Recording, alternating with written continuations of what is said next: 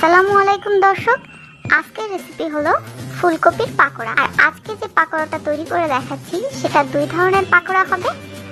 একটা হবে আমরা নর্মাল যেরকম করি, আর একটা থাকছে কিছুটা স্পেশাল ফুলকপির মশলা পাকোড়া। তো চলুন চলে যাই পুরো রেসিপিতে। এখানে আমি একটা বড় সাইজের ফুলকপি নিয়েছি, আর এই ফুলকপিটাকে আমি এরকম ছোট টুকরো করে কেটে নিয়েছি। আর যে টুকরোগুলোতে ডান্টিগুলো একটু মোটা আছে সেগুলো ঠিক এইভাবে দেখতে পাচ্ছেন একটু ফেড়ে নিয়েছি। এতে করে সেদ্ধের সময় খুব ইজিলি এটা সেদ্ধ হয়ে যাবে। আর ফুলকপিটা চুজ করার সময় অবশ্যই একটু পিটা ধরনের ফুলকপিটা চুজ করবেন, এতে করে আর ফুলকপিটা ছেড়ে ছেড়ে যাবে না, পারফেক্টলি পাকোড়া তৈরি হবে। তো ফুলকপিগুলোকে প্রথমেই একটু পানিতে সেদ্ধ করে নিতে হবে। এই জন্য একটি পাত্রে আমি পর্যাপ্ত পানি ফুটতে দিয়েছি, সেখানে দিয়ে দিচ্ছি পরিমাণ মতো লবণ। আর এই ফুটন্ত পানিতে এবার আগে থেকে কেটে রাখা ফুলকপিগুলো সেদ্ধ হওয়ার জন্য দিয়ে দিচ্ছি। ফুলকপিগুলো কিন্তু সেদ্ধ হওয়ার জন্য দিতে হবে ফুটন্ত পানিতেই। আপনি যদি একবারেই ঠান্ডা পানির সাথে ফুলকপিগুলো দিয়ে চুলায় বসিয়ে দেন, সেক্ষেত্রে অনেকক্ষণ পানিতে থাকার কারণে ফুলকপিগুলো একটু পাঞ্চে পাঞ্চে হয়ে যাবে আর সেদ্ধটাও বেশি হয়ে যাবে।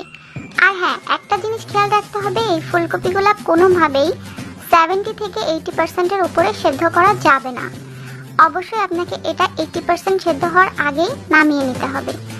তো আমার ফুলকপিগুলো 70 থেকে 80% মতো সেদ্ধ হয়ে গেছে। এবার একটা চালনির সাহায্যে আমি এগুলো তুলে নিচ্ছি।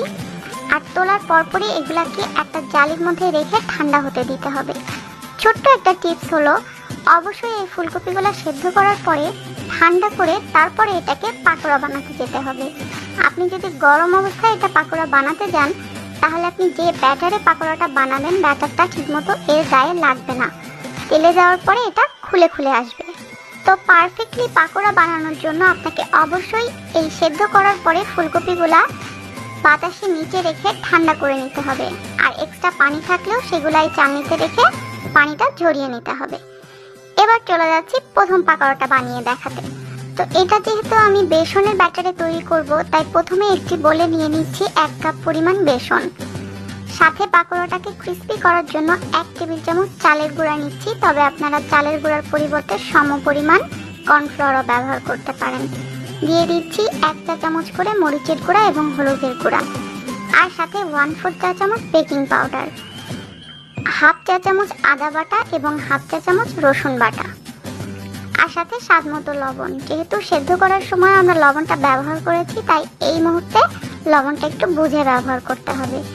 এবারে সব কিছুকে একসাথে মাখাতে হবে। মাখানোর সময় অবশ্যই আপনাকে পানি ব্যবহার করতে হবে, তবে সেটা একবারে না, ঠিক এইভাবে অল্প করে মাখাতে হবে। আর পরিমাণ বুঝে পানিটা অ্যাড করতে হবে। তো আমি এখানে টোটাল পানি ব্যবহার করেছি 1 কাপ বেসনের জন্য প্রায় 1.25 কাপ মতো। আপনাদের আর একটু কম বা বেশি লাগতে পারে। আর এই ব্যাটারটার ঘনত্বটা একটু দেখে নিন, এটা কিন্তু খুব বেশি পাতলা করা যাবে না, ঠিক এমনটা হবে। তো আমি এখানে 2 ভাগে ফুলকপিটাকে ভাগ করে নিয়েছি। এই 1 ভাগ আমি রেখে দিচ্ছি, এটা দিয়ে আমি পরে মশলা পাকোড়া তৈরি করব। আর এই ভাগটা আমি এখন ব্যাটারে ডুবিয়ে ভাজতে চলে যাচ্ছি। তো প্রথমেই ফুলকপিটাকে ব্যাটারে আপনারা ডুবিয়ে নেবেন এভাবে। আর ফুলকপিটা যখন ব্যাটারে ডুবাবেন, তখন অবশ্যই একটা জিনিস খেয়াল রাখবেন যে এইভাবে ফুলকপিটার ডাটাটা ধরে একটা ঝাঁকি দিবেন, এতে করে এক্সট্রা ব্যাটারগুলো এর সাথে লেগে থাকবে না, আর খাওয়ার সময়ও আটা আটা মনে হবে না। আর এটা দেখতে পাচ্ছেন ঠিক এমনটা হবে। তো ডুবো তেলে ভাজার জন্য পর্যাপ্ত পরিমাণ তেল গরম করে আমি তেলের মধ্যে একটা একটা করে এভাবে ব্যাটারে ডুবিয়ে ছেড়ে দিচ্ছি। আর এটাকে ভাজার সময় তেলটাকে অবশ্যই মিডিয়াম হিটে রাখতে হবে। আর চুলার হিট বারে বারে কমানো বা বাড়ানো যাবে না, এতে করে পাকোড়াগুলা বেশি পরিমাণ তেল চুষে নিবে।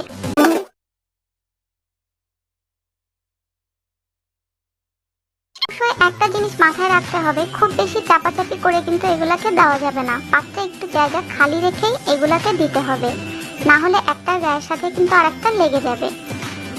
যেহেতু আমি এগুলাকে ডুবো তেলে ভাজছি, তাই খুব বেশি নাড়াচাড়া করার প্রয়োজন নেই।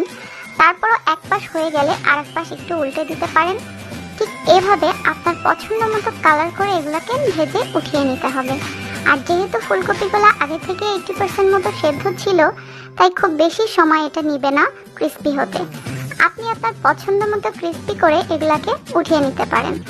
আমার এটা হয়ে গেছে 4 থেকে 5 মিনিট সময় লেগেছে এক ব্যাচ হতে। তো এটা শেষ, এবার চলে যাচ্ছি মশলা পাকোড়াটা তৈরি করতে। তো অর্ধেক যে সেদ্ধ ফুলকপিটা রেখেছিলাম সেটা একটা বলে নিয়ে নিলাম। যেহেতু মশলা পাকোড়া তৈরি করছি তাই এখানে ব্যবহার করতে হবে কিছু মশলা। তো এর জন্য আমি এখানে দিয়ে দিচ্ছি মিহি কুচি করা পেঁয়াজ 2 টেবিল চামচ, আর 4-5টা কাঁচামরিচ আমি মিহি করে কুচি করে রেখেছি। এটা অবশ্যই অনেক মিহি করে কুচি করতে হবে। আর সাথে দিচ্ছি 2 টেবিল চামচ পরিমাণ ধনেপাতা কুচি। তবে ধনেপাতা কুচিটা কিন্তু অপশনাল, যারা ধনেপাতার ফ্লেভার পছন্দ করেন না তারা এটা না দিলেও পারেন। সাথে দিয়ে দিচ্ছি একটা মিডিয়াম সাইজের ডিম, 1/2 চা চামচ আদা এবং 1/2 চা চামচ রসুন বাটা। আর লাগছে পাকোড়াটাকে মুচমুচে করার জন্য 1 টেবিল চামচ পরিমাণ চালের গুঁড়া। তবে এখানেও চালের গুঁড়ার পরিবর্তে সমপরিমাণ কর্নফ্লাওয়ার ব্যবহার করতে পারেন। দিয়ে দিচ্ছি 2 টেবিল চামচ পরিমাণ বেসন। আর এই পাকোড়াটা যেহেতু আমি কোনো ব্যাটার তৈরি করে ভাজবো না, তাই এই বেসনটাই ব্যাটারের সেই বাইন্ডিংসের কাজটা করবে। দিয়ে দিচ্ছি 1/2 চা চামচ হলুদের গুঁড়া এবং 1/4 চা চামচ বেকিং পাউডার। আর সাথে লাগছে 1 টেবিল চামচ পাপরিকা পাউডার। আর যদি পাপরিকা পাউডার না থাকে সেক্ষেত্রে আপনারা এটার পরিবর্তে লাল মরিচের গুঁড়াও ব্যবহার করতে পারেন। তবে ঝালটা কিন্তু অবশ্যই আপনারা আপনার পরিমাণ অনুযায়ী অ্যাডজাস্ট করে নেবেন। সাথে দিয়ে দিচ্ছি স্বাদ মতো লবণ। আর এখানেও লবণটা বুঝে দিতে হবে, যেহেতু ফুলকপি সেদ্ধ করার সময় আমরা লবণ দিয়েই সেদ্ধটা করেছিলাম। এবারে সবগুলো উপকরণকে একসাথে খুব আলতো করে মাখিয়ে নিতে হবে।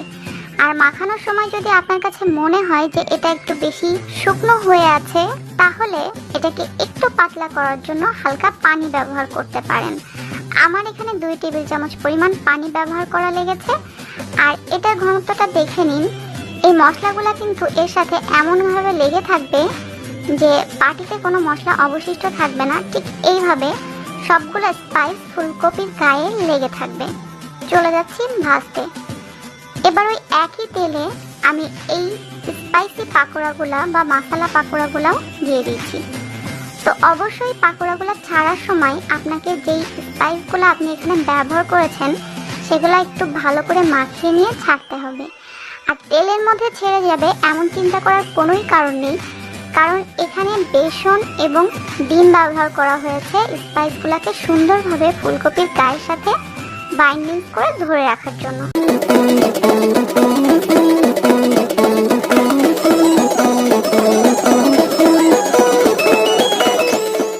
আপনারা কিন্তু দেখতেই পাচ্ছেন আমার সবগুলো স্পাইস ফুলকপির পাকোড়ার সাথে কত সুন্দরভাবে লেগে আছে। কোনো স্পাইসই কিন্তু তেলের সাথে ছড়িয়ে যায়নি। সবগুলো পাকোড়ার এক পাশ হয়ে গেলে আর এক পাশ উল্টিয়ে দিতে হবে। আর যেহেতু ডুবো তেলে ভাজছি তাই উল্টানো নিয়ে অত টেনশন না করলেও চলবে। জাস্ট আলতো করে একটু এগুলাকে ডুবিয়ে ডুবিয়ে উল্টিয়ে পাল্টিয়ে ভেজে নিতে হবে আপনার পছন্দ মতো কালার করে। আর এই পাকোড়াগুলো খেতে কিন্তু বেশ